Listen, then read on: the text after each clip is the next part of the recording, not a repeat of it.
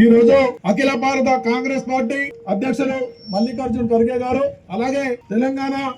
PCC రథసారథి మహేష్ కుమార్ గౌడ్ గారి యొక్క ఆదేశాల ప్రకారం శ్రీమతి సోనియా గాంధీ మరియు రాహుల్ గాంధీ గారి యొక్క వారిపై ఈ బీజేపీ ప్రభుత్వం ఏదైతే భారతదేశంలో అడుగుపెట్టిందో అప్పటి నుంచి ఇప్పటి వరకు బీజేపీ ప్రభుత్వం పూర్తి అరాచకంగా బ్లాక్ మెయిల్ రాజకీయాలు చేసుకుంటూ అప్రజాస్వామికమైనటువంటి కేసులు పెట్టి ఏ కేసు కూడా నిలవలేటువంటి పరిస్థితిలో నేషనల్ హెరాల్డ్ అనేటువంటి పత్రిక డబ్బులు మన అగ్రనేతలు వారి అకౌంట్లకు తీసుకెళ్లారనేటువంటి ఒక మామూలు వ్యక్తి ఇచ్చినటువంటి కాంప్లైంట్ మీద ఈడీ ప్రయోగం చేసి వారిని ఇంతవరకు అవమానపరిచే విధంగా గంటలు గంటలు కూర్చొని ఈడీ ప్రయోగం చేసినటువంటి సంఘటనకు కోర్టు ఈ రోజు అది తప్పు, ఒక సామాన్యుడు ఇచ్చినటువంటి కాంప్లైంట్ ఏదైతున్నదో దాన్ని తీసుకొని మీరు సోనియా గాంధీ గారి మీద రాహుల్ గాంధీ గారి మీద పెట్టినటువంటి ఏవైతే విచారణ ఉన్నదో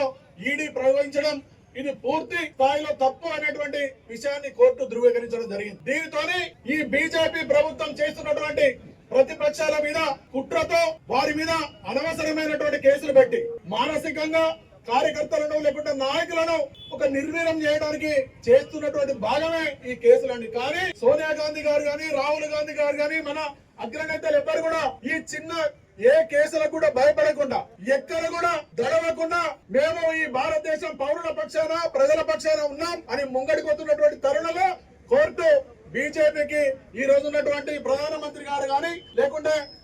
హోమ్ మినిస్టర్ గారు గాని అమిత్ షాకు ఈ యొక్క కోర్టు తీర్పు చెప్పబెట్టుగా భావిస్తూ కాంగ్రెస్ పార్టీ యావత్ భారతదేశంలో ఈ రోజు బీజేపీ కార్యాలయాల ముందు ఈ యొక్క ధర్నా కాంగ్రెస్ పార్టీ ధర్నా చేసి నిరసన తెలిపి వెంటనే మోడీ గారు అమిత్ షా గారు కోర్టు యొక్క తీర్పును గౌరవించి వెంటనే రాజీనామా చేయాలని చెప్పి డిమాండ్ చేస్తూ ఇక్కడ కార్యక్రమం చేస్తా ఉన్నాం. ఈ కార్యక్రమానికి విచ్చేసినటువంటి మన